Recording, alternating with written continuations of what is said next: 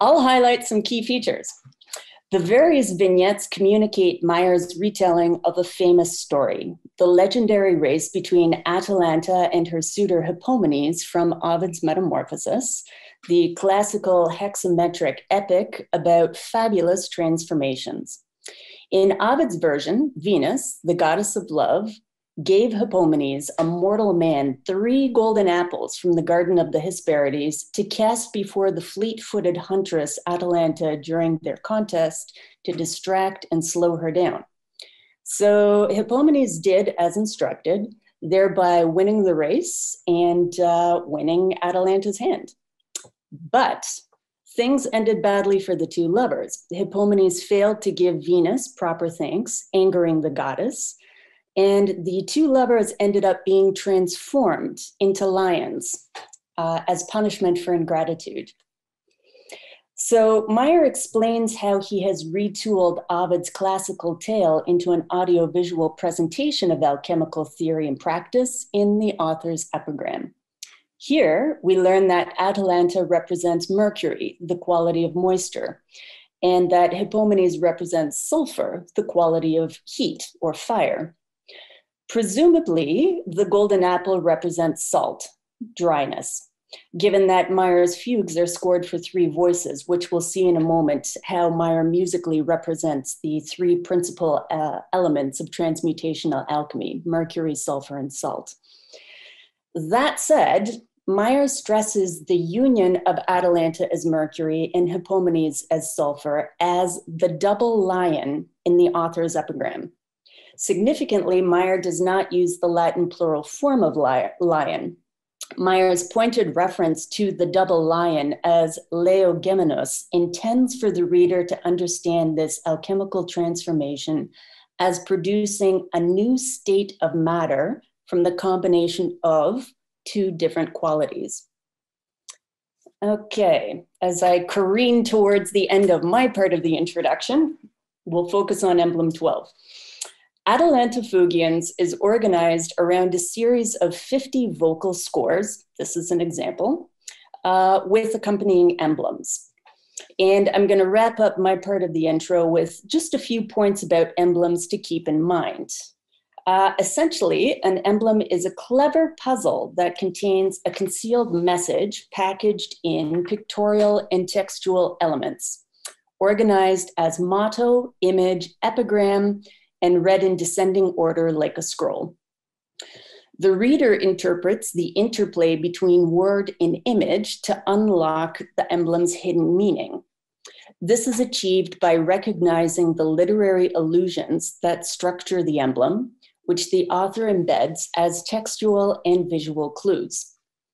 The discourses in Atalanta Fugiens that follow each music emblem set are packed with bibliographic references about alchemical theory and practice and contain further clues about the hidden meaning of the emblems it is associated with.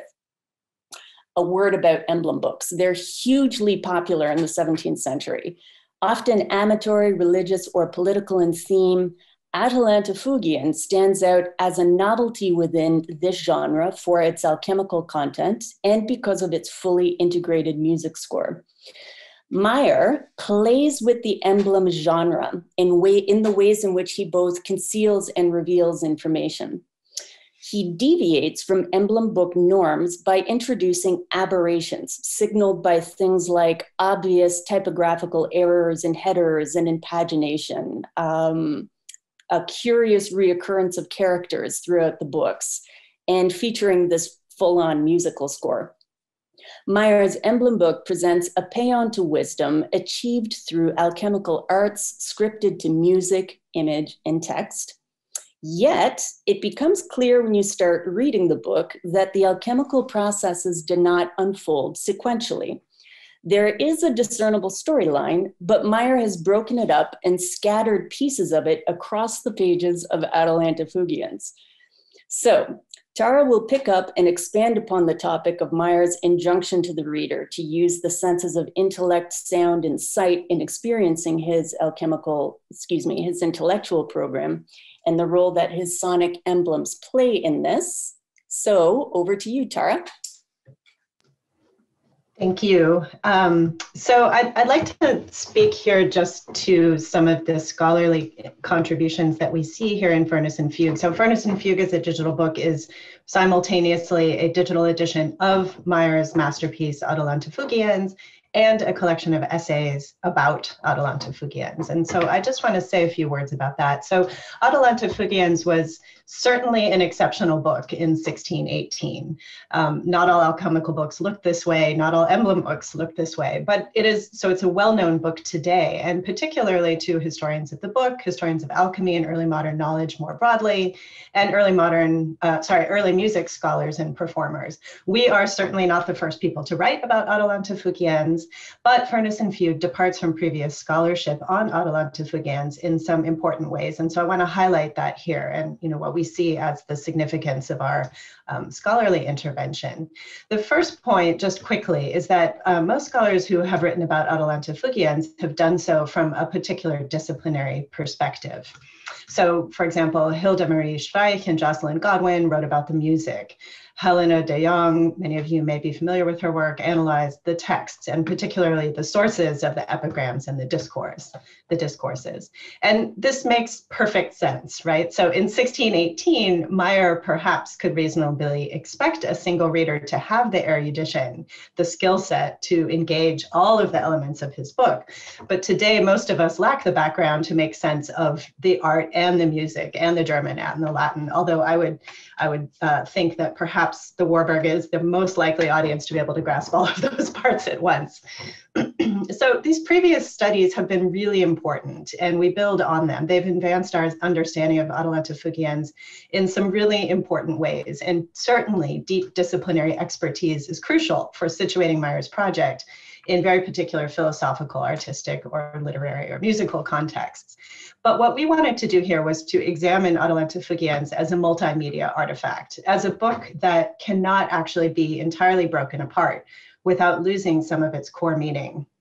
And we also recognized our limitations individually. And so from the outset, we really wanted to build in multidisciplinary collaboration. And that's something we can talk about more later if people are interested. But that was crucial to us from the beginning. And so you can see, if you dig into the edition in the table of contents, we have art historian, we have music people, we have historians of science, and so on, book curators, and so on. The second point I just want to make very briefly is that Furnace and Fugue takes a fresh look at Atalanta Fugiens in light of a real transformation in the history of alchemy in recent decades, which has come to understand early modern alchemy as a material engagement with the natural world.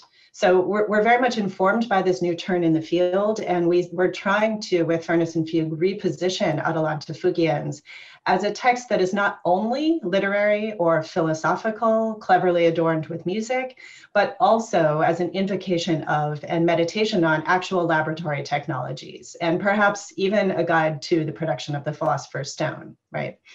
And so the result here is an interdisciplinary set of essays that approach Atalanta Fugiens with new eyes, ears, and intellect, with a particular focus on the shifting anxieties around the early modern disciplines that bridged these two sense and intellect, theory and practice, scholarship and craft in the early 17th century. Now, we will dive into these things with our three different sort of more in-depth perspectives. So I'm going to turn it over now to Lauren to take it from here. Thanks, Tara. Greetings, everybody. One puzzling aspect of the incredible variety of, quote, intellect, theory and practice, scholarship and craft that Tara mentions is Atalanta's music.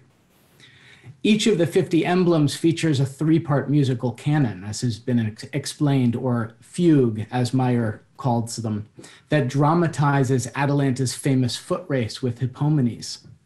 Each canon features a leading voice, the first musical voice to enter, named after Atalanta, a following voice that comes in a few notes later to imitate the leading voice verbatim, and a slow-moving pomum morans, or apple voice, made up of whole and half notes that sort of look like apples on the page. And let's take a quick look at emblem 23 and listen a little bit to just engage that reality of each of the emblems.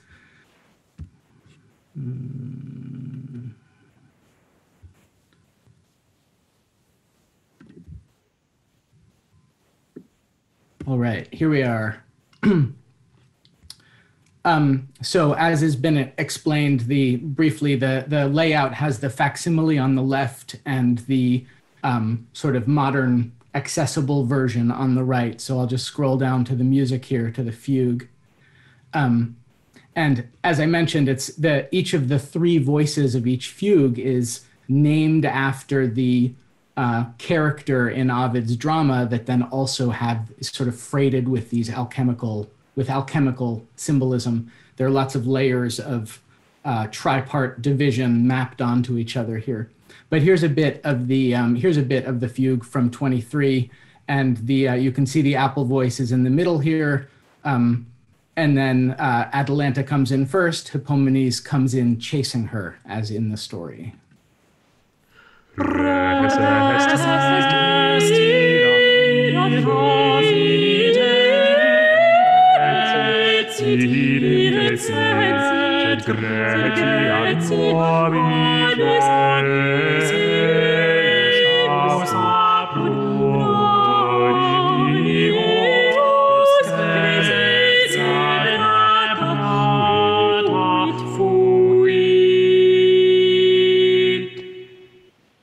So that was the first of three stanzas. Each fugue sets three stanzas and three voices.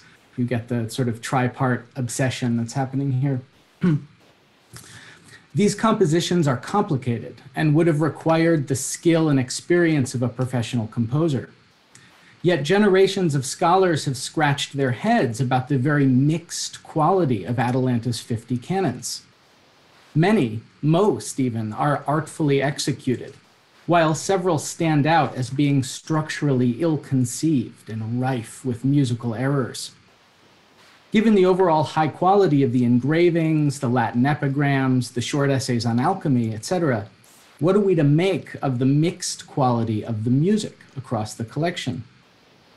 If part of understanding each emblem requires parsing each of its elements and how they amplify each other, how do we navigate the eccentricity and apparent amateurishness of about 1 in 5 of Atalanta's musical compositions?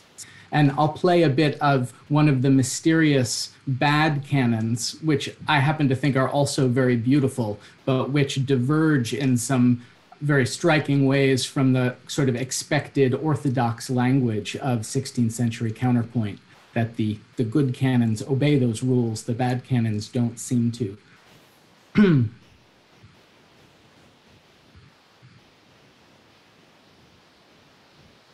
And there are, right off the bat, you'll start hearing bracing dissonances and strange intervals.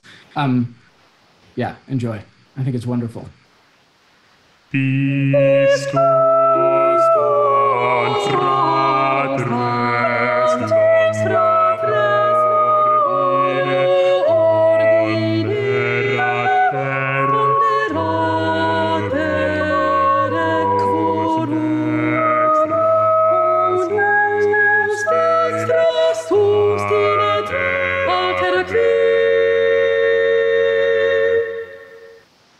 Yeah, so suddenly we're in a sort of seemingly in a different century than we'd been in the beautiful one that we heard before.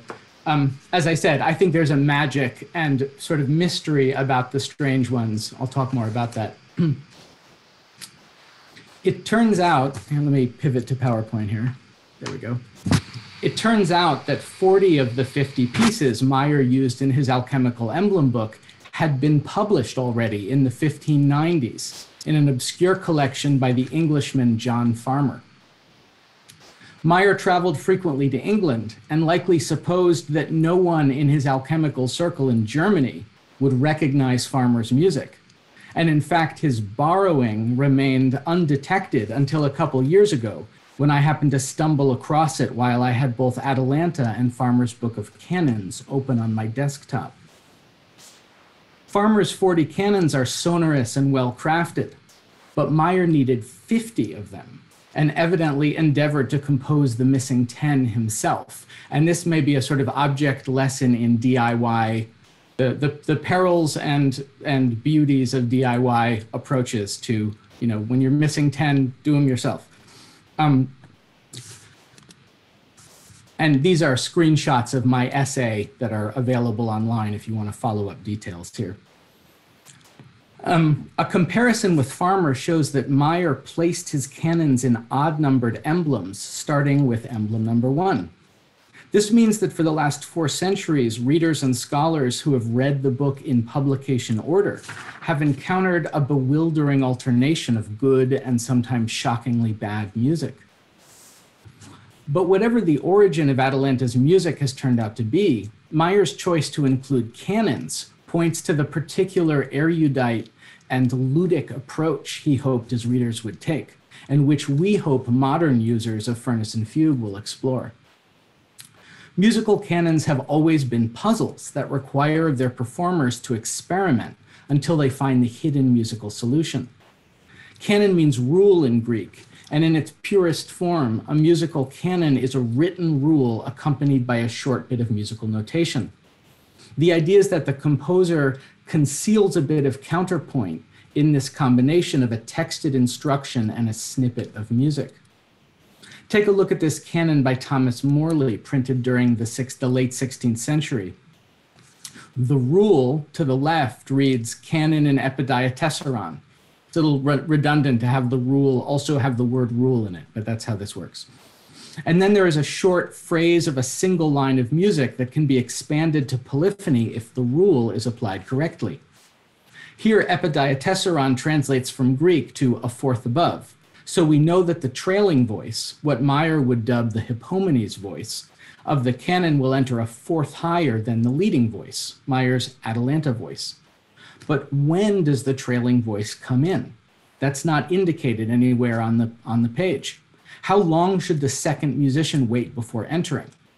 That's the puzzle of this particular canon that the musicians engaging with it need to solve.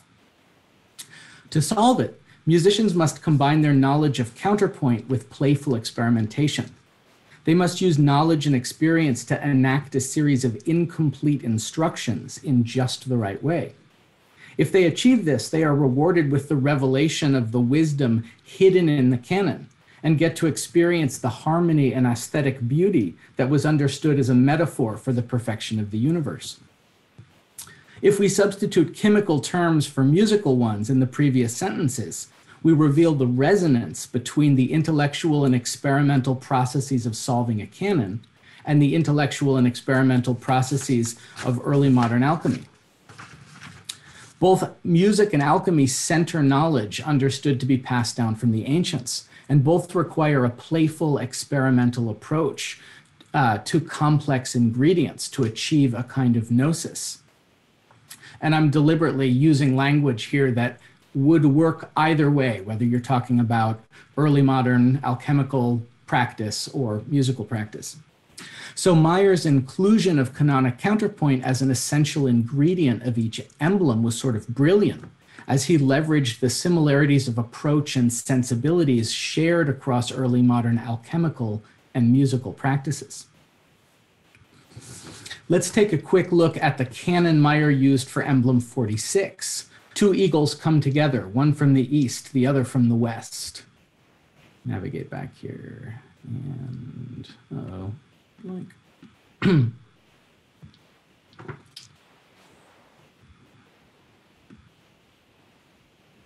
And here's the fugue of Canon 46. Maier's instructions to his readers, the canon of this particular canon, right here and here, reads, prima vox incipiat ab initio, secunda a fine, et canat versus initium. Roughly, the first voice starts at the beginning, the second at the end, and sings back to the beginning. Not impossibly complicated to sing or play, but more than we might reasonably expect modern readers of our digital edition to be able to manage. I'm scrolling to the epigram here. Yet the emblem's elements all turn on the complex, multi-layered metaphor of symmetry described in the epigram. Great Jove, 2 eagles out of Delphi sent to the east and western parts for this intent, that he the middle of the earth might find, which there returning well resolved his mind. But those two eagles are two stones, which have one from the east, the other from the west. Performing the canon enacts both symmetry and the gesture of flying to a specific spot and returning from it. Puzzling out and singing this polyphony requires participation in these symmetric dynamics and offers an embodied experience of the literary and chemical metaphors that Maier assumed would enrich readers' understanding and reward their deep engagement with his multimedia sources. So it would be a shame for a modern reader to miss out completely on the music. If you don't happen to be able to sing 16th century polyphony, what access might you have to this? We have relied on technology to help modern readers capture something of the multimedia insights that Maier offered his early modern readers.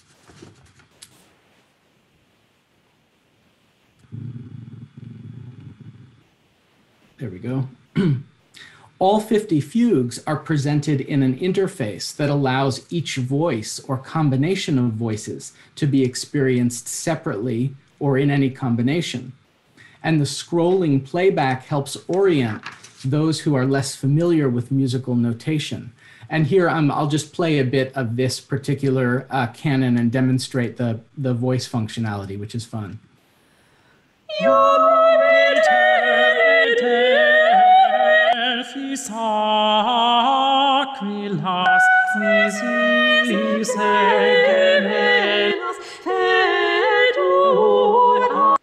And just this function alone actually offers a lot of access, particularly for folks that are teaching music. There's a lot of possibility here for inviting students to sing missing voices. The various voices are variously complex or not complex. There's a lot of fun and musical engagement can be had with just the listening to voices in various pairs and various combinations. To get a musical experience of the particular symmetry of emblem 46, though, I recommend the piano roll option. Here we go, and I'll just play a tiny bit more so you can see this.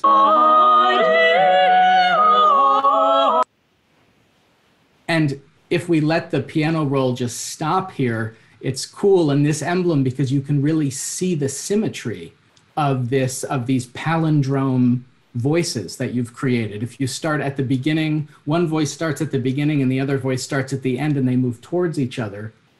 And the third voice is doing its own complex thing, which I skipped over, so it's a little complicated for 10 minutes, but you can just look at the screen and see the symmetry in a way that it's impossible to see in either the early modern notation or our modern editions. So it gives yet an additional sort of schematic point of access to this polyphony and what it looks and sounds like. So to conclude, Associate Professor of History at Princeton, Jennifer Rampling, notes in her introductory essay to Furnace and Fugue that early modern readers, quote, learn to approach alchemical texts and images as puzzles to be solved. The same can be said about canons, as I've explained. Furnace and Fugue offers modern readers and musicians a set of digital tools to explore the puzzling polyphony of Maier's alchemical fugues. Thank you, and now I'm going to pass it back to Donna.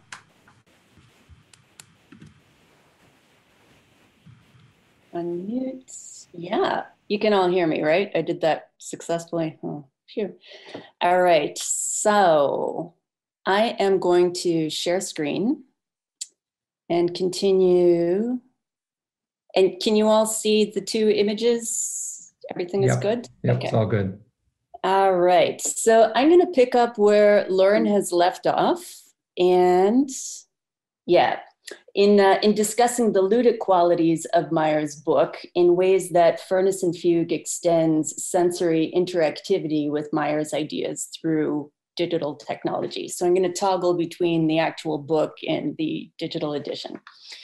So I'm also going to highlight aspects of my essay in Furnace and Fugue, which argues that Atalanta fugiens is a virtuoso steganographic work. designed around a concealed mathematical puzzle that's revealed to the reader upon detecting and decoding clues that are embedded in the music, image, and text. This transforms the reading experience into an interactive game predicated on the reader's use of imagination together with the senses of sight and sound in discovering Maier's core message, that the pursuit of alchemy is the true path to wisdom.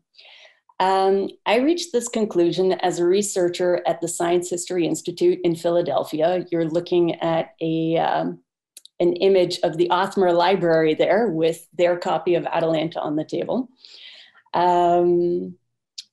So I reached this conclusion that Maier's book is an enciphered game back in 2013 when I was a postdoc at the Science History Institute. And every time I encountered something else about Maier's book that was puzzling, I reached out and ended up inadvertently assembling the team of experts that then became the core team of Furnace and Fugue. So since then, since 2013, when this journey began for me, the reimagination of Atalanta Fugiens into the born digital edition Furnace and Fugue has been a 7-year labor of love for me. My part of today's presentation focuses on demonstrating how Maier's remarkable musical alchemical emblem book works and how the ludic possibilities that Maier seems to suggest in turn play out in our design of the digital edition.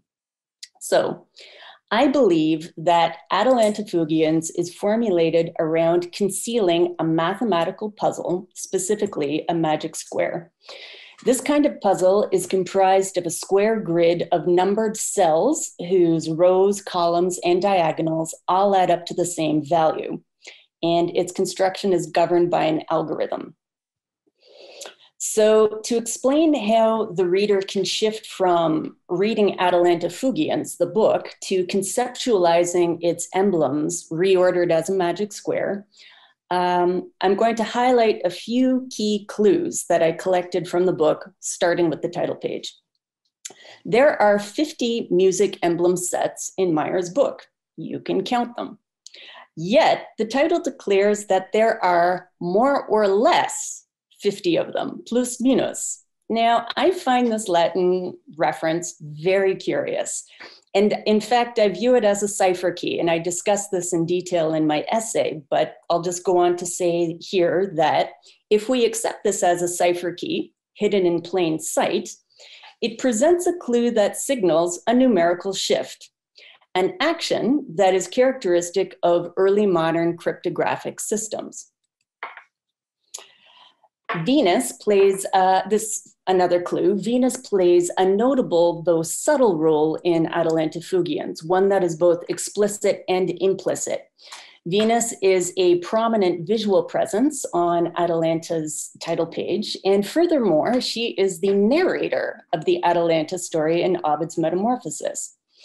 Furthermore, Maier's preface also mentions that the book itself is a gift from Venus because copper is her element, as well as the material upon which the emblems are engraved as part of the printing process. Venus is also the consort of, and maybe you can hear the street cleaner going by now, excuse me.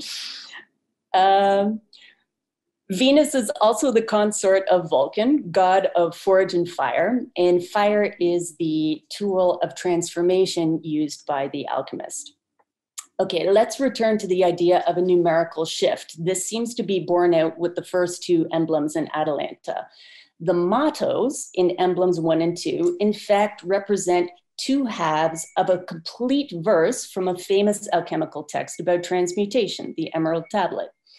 The savvy early modern reader, steeped in alchemical literature, would recognize that this verse has been split in half across, the pages. The recombination of this verse merges emblems 1 and 2 into a single introductory unit. Think of it like two sides of a coin. This action of recombining emblems 1 and 2 effectively forms parts A and B of Atalanta's introduction. And this affects a shift in the overall emblem count. a transmutation of numbers from 50 to 49. So the reader encounters the next split verse in the middle of the book with emblem 26, where wisdom awaits the reader in the middle of a path. Here, Maier splits the biblical verse from Proverbs 3:18, length of days, and glory and endless wealth, depicted as two inscribed banderoles in the hands of wisdom. In addition to this split text, emblem 26 contains all sorts of attention-grabbing elements, among which are the emphasis on Proverbs in both the emblem and the discourse, and startling typographic errors. Amid all of the enigmatic weirdness that characterizes Atalanta's emblems, 26 manages to stand out as remarkable. So let us assume emblems 1 and 2 combine into one unit, and let us assume that this action transmutes the numbers of emblems from 50 to 49. Since this leaves a sequence of 49 equals 7 by 7 emblems, Atalanta fugiens can be rearranged into a 7 by 7 magic square, for which Maier may have turned to a contemporary author, Heinrich Cornelius Agrippa von Nettesheim, as a source. Hereward Tilton discusses Maier's interest in magic squares, as well as von Nettesheim's work in his published books. So in 1533, Agrippa von Nettesheim published De Occulta Philosophia, which tabulates magic squares for each of the 7 planets. And the 7 by 7 table is, you guessed it, assigned to Venus. Wisdom retains its place in the overall order as the central emblem in the magic square of Atalanta fugiens. And indeed, with this particular magic square, it is a mathematical necessity that wisdom be that the emblem of wisdom be the center. So the collection of clues that I've just highlighted demonstrates the ways in which Atalanta fugiens can be understood in terms of being 2 books in one. That is, a visible version with a sequence of 1 to 50 sonic emblems, and a hidden version that is reordered according to an algorithm based on Agrippa's magic square. This idea of concealing and revealing a mathematical puzzle within the pages of Atalanta fugiens sheds new light on Maier's reference in the author's epigram to the double lion as Leogeminus. The transformation of Atalanta in Hippomenes symbolizes the alchemical combination of 2 different qualities, mercury and sulfur, into one substance, producing a new state of matter. The ensuing storyline about the union of mercury and sulfur, Atalanta and Hippomenes, is broken up. Its pieces are scattered across the pages of Atalanta fugiens. Emblem books are inherently interactive. They present puzzles for the reader to solve. With Atalanta fugiens, the reader must become a hunter and collector of the clues that are hidden in the book's music, image, and text. In my view, these clues are signaled through the encounter of aberrations, things that are jarring or attention-grabbing. So the strange plus minus reference, the strange separation of verses in the introductory mottos and the middlemost emblem, these, along with a host of other unusual elements in Atalanta fugiens, provides the reader with the necessary keys to solve the puzzle and unlock the hidden magic square. If indeed the book is enciphered, then the 1 to 50 sequence of sonic emblems actually constitutes the scrambled text for the concealed mathematical puzzle, a delightful inversion. In this way, Maier hides the Venus magic square in plain sight. The magic square follows the algorithm, following the algorithm that governs the construction of the 7 by 7 magic square. This reshuffles the order of the emblems. And this forges new kinds of pathways around the book, creating new fugue emblem pairings, like the beginning, middle, and end here in the center column of the magic square. The microcosm and macrocosm that are combined with 45 and 21. Emblems 3 and 28 describe 2 different types of furnace technologies. There are also others. I discussed this grouping in my essay. I also have looked at this grouping in other presentations, and what I'd like to do is focus now on this grouping, 17, 42, and 11, as I bring things to a close. So for this, I would like to shift to the digital edition. Okay, so let's go in here. So I'm going to demonstrate the collections feature of Furnace and Fugue in order to conduct my look at the pairings of emblems 17, 42, and 11. Okay, so I'm just scrolling down here in my essay. Okay, so here's where we have, not just visually rendered my textual argument, but enabled the reader to explore it also on their own terms. So I've, casually read through this essay. I've, come across this point that emblems 17 and 42 fit together in the magic square, but I also feel that there's something about emblem 11 that needs to be connected up with. And I want to take some time and actually, contemplate this on my own. So I'm going to create a collection. Now, the edition has already paired together 17 and 42, but I want to add 11. So I'm going to do so like this and create my own collection. And I can also create different kinds of collections, like, I don't know, something like this, and then add emblems to that. But I'm just going to focus now on looking at these three that I've paired together. Okay, so, and I can reshuffle them if I want to, but I would like to look at 17, 42, and 11 for the purposes of wrapping up my argument. Okay, so in my interpretation of this grouping, how 17, 42, and 11 are brought together by the algorithm of the magic square, this actually also brings me full circle to Maier's injunction in the motto of Emblem 11 to tear up your books. The opening lines in Discourse 11 picks up the theme of the reader as a hunter of secret clues. Maier calls this person the Inquisitores Veritatis, who must sift through countless texts with utmost care, determining what is true and what is not, from among the many errors to be found in the abstruse language of alchemical texts. Discourse 11 goes on to note that experience will sharpen the intellect in discerning truth from error. However, neither theory nor practice alone suffices to lead the alchemist to the goal, which is producing the philosopher's stone. Emblem 11 therefore emphasizes that knowledge of alchemical arts comes through study of nature and critical reading. Intellect, labor, theory, and practice must work in concert for the alchemist to follow the true path of nature. Emblem 42 picks up the theme of the alchemist's effort to follow this true path. Here he is depicted 7 steps behind nature, and Maier subscribes to 7 alchemical stages in the production of the philosopher's stone in the discourse of emblems 3.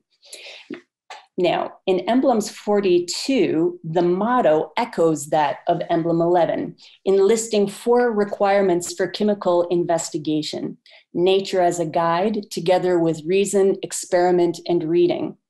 In Discourse 42, Maier relates these 4 attributes to the 4 wheels of the philosophic chariot, which gets picked up in emblem 17. Its motto reads, "The fourfold circuit rules this work of fire." Its epigram assigns the 4 fiery spheres depicted in the image to Vulcan, Mercury, Luna, and Apollo. Now, the intertextuality that I've highlighted here, and this is just a very cursory read, The intertextuality that I've highlighted here establishes a plausible basis for pairing up emblems 17, 42, and 11. And I think you can read them either way, left to right, right to left in the magic square. This example also demonstrates how information that is dispersed in the 1 to 50 sequence of Atalanta fugiens can be reconstituted in the emblem's reconfiguration in the Venus magic square. And I'm going to end with a final note about emblem 11. Here we are, and I'm going to take us into the collection. So Litona was the mother of the twins, Diana and Apollo, which are symbolized by the moon and sun, which represent silver and gold. Now, puns abound in Atalanta fugiens. Just the name fugiens itself, from the verb fugere, to flee, to run, is a pun on Maier's fugues, the canons, fugere and fuga. So Litona also puns Latin, Latten, Latin, a mixed metal of golden, a mixed metal that is golden in color, that is synonymous with brass. Brass is an alloy of zinc, a white metal, and copper, a red metal, created by means of combining cut up pieces of these two metals, zinc and copper, into a crucible, where they're heated until they reach their melting temperatures, whereby they liquefy and commingle to form this new metallic substance. And I thought I would leave you with this metallurgic example of how two substances recombine into one. And I really just want to play you one stanza of this because I think it's a really beautiful emblem.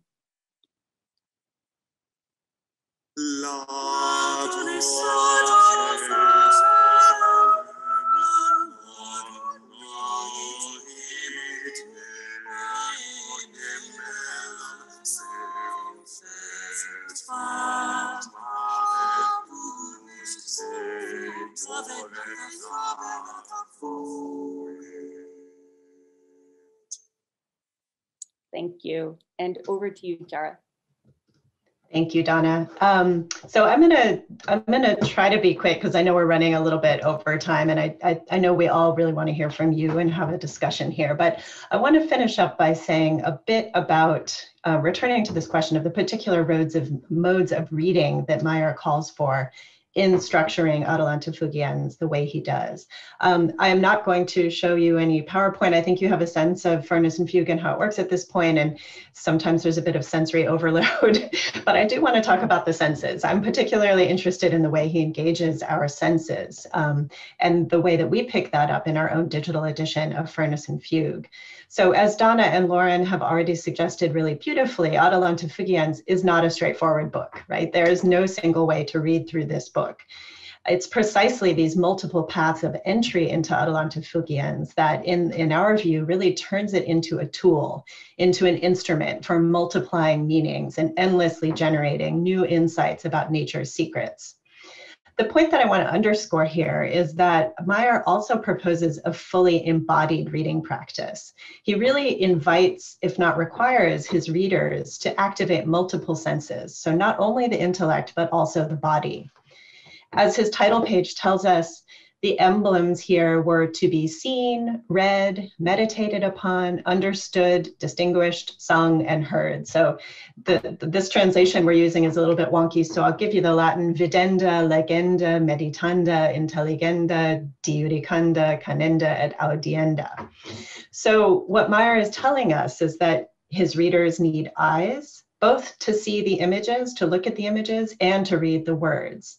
He also articulates three different kinds of intellectual work: taking in information, meditanda, determining its meaning, intelligenda, and then weighing its significance with respect to other texts and images and ideas, deudicanda. You also, in order to fully engage with Atalanta fugiens, need a mouth to sing and/or ears to hear. And it's worth pointing out that Maier does not involve all of the senses. He leaves out the lower faculties of touch, smell, and taste. These are absent from his sensorium, although sometimes I wonder what he would do with scratch and sniff technology. Maybe there could be sulfur, smell in his book if he were doing it today. So why this question of why did Maier bury his secrets of nature in such an elaborate multimedia full body emblem book, right? Not just publish, a normal philosophical treatise. Maier, of course, gives us a couple of answers to this in his own preface. He tells us, first of all, chemistry is special. It calls for a particular mode of communication that makes it different from other arts. Other arts, he says, might give up their secrets more directly, but, quote, chemia not so, which as a chaste virgin ought to be seen through a veil, and as Diana, not without a garment of various colors.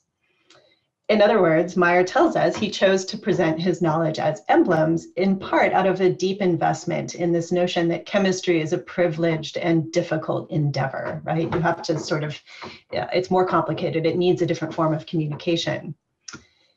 He also goes on to tell us that the sensory pleasures of his book are designed to lure people in before moving on to the deeper stuff. If chemical knowledge, quote, be first in bondage to the sense, he says, there is no doubt, but there will be a passage from the sense to the understanding as by a door, right? So you start off with the pretty stuff and then he'll get you down into the really deep secrets. So he gives us these two reasons for presenting his ideas as he does, but I want to suggest that the multimedia emblem format allowed him to do something else as well, even if he doesn't tell us this quite as outright as he does the other elements of his book. By asking his reader to use multiple senses, Maier focuses his readers on an issue that vexed many scholars in 17th century Europe, and that is the proper balance between intellectual and sensory or bodily engagements with nature. So simply reading Atalanta fugiens, looking at the emblems, thinking about them, singing them, or listening to others sing them, in other words, cultivated the particular habits of mind and body that Maier saw as central to the practice of early modern alchemy. This is one of the arguments that he makes in his book. So what habits was he after? The first important point is that Maier's hierarchy of cognitive engagements with the world clearly privileged the intellect. He tells us in his preface that true chemical secrets are, quote, to be comprehended by the understanding sooner than by sense, by profound contemplation upon the reading of authors and comparing them together and with the works of nature, rather than by sensitive operation or manual experimentation, which is blind without previous theory, right? So in other words, he's telling us experimental engagements with nature alone are insufficient. On the other hand, a purely intellectual practice of chemistry is also insufficient. And to go back to emblem 11, which Donna just took us through really beautifully, whiten Litona and tear your books. Maier acknowledges in this emblem some of the limitations of approaching chemistry through books alone.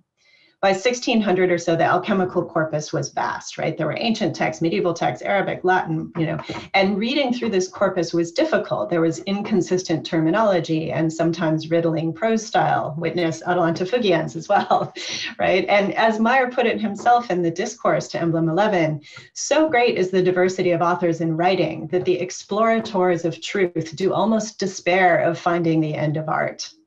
And so Maier advises, quoting an injunction that appeared in other alchemical texts as well, the books must be torn lest their hearts be broken. In other words, as the motto and the epigram proclaim, the aspiring alchemist should tear the books and dispense with misleading or confusing ambiguous texts that might only cause anguish. Now, Maier's being a little bit dramatic here, of course. His point is not that all alchemical texts will mislead and should be, tossed aside entirely, but rather that alchemical texts are difficult. And more importantly, what he wants to say is that the laboratory can help the chemist navigate the library. Maier tells us one is not, quote, one is not sufficient without the other, neither the theory without the practice, and contrariwise.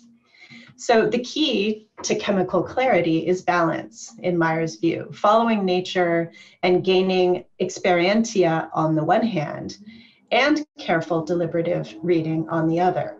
Each of these two things frames questions and clarifies the findings of the other, whether in books or in nature itself. And so in Emblem 11, to take one example, Maier is making a really important point about epistemology.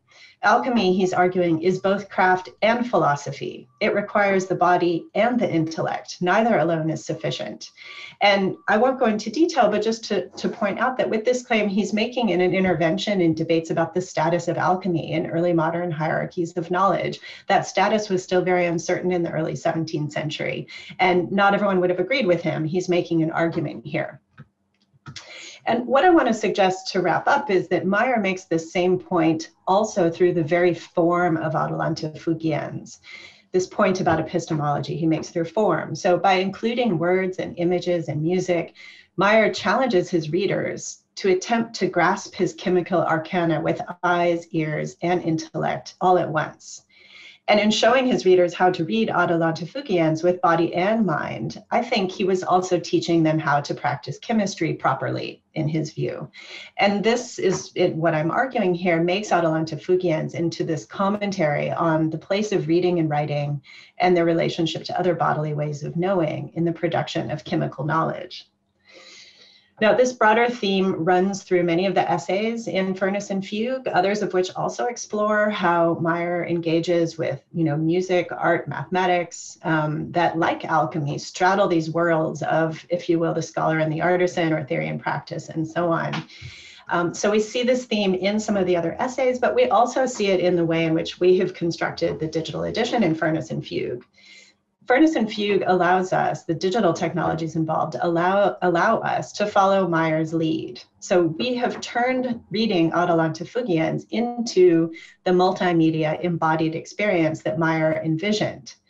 We've done so by giving our modern users an assist, particularly with the music, as Lauren explained, right? And also with the languages, I would say. And at the same time, we've gone perhaps a bit beyond what Maier would have imagined. And sometimes I wonder if we've betrayed him a bit by making Atalanta fugiens too easy, too accessible. A colleague pointed out to me a number of years ago, the original book doesn't sing when you open it up. And of course, that's true, right? Even Maier's 17th century readers had to do that part themselves or get someone to do it for them. But now you can just click and listen to these beautiful recordings. You can use the search function, as Donna showed us, to quickly locate all the emblems with birds, for example, right? Rather than taking the time to kind of dig through the book and find them all yourself. And if you don't know German or Latin, you can read Atalanta fugiens in English. So just to reflect kind of post-publication at Bill's invitation, I sometimes wonder, are we cheating a bit by making Maier's game too easy?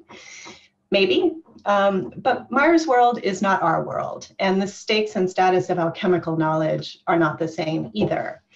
And I also think that we need to remember Maier's delight in the very technology of print, right? In printing musical notation and German fonts and Latin fonts and all of this at once, etchings, copperplate etchings. And I think he would have been just as eager to take advantage of digital technologies had they been available to him as he was to take advantage of the possibilities of print in 1618.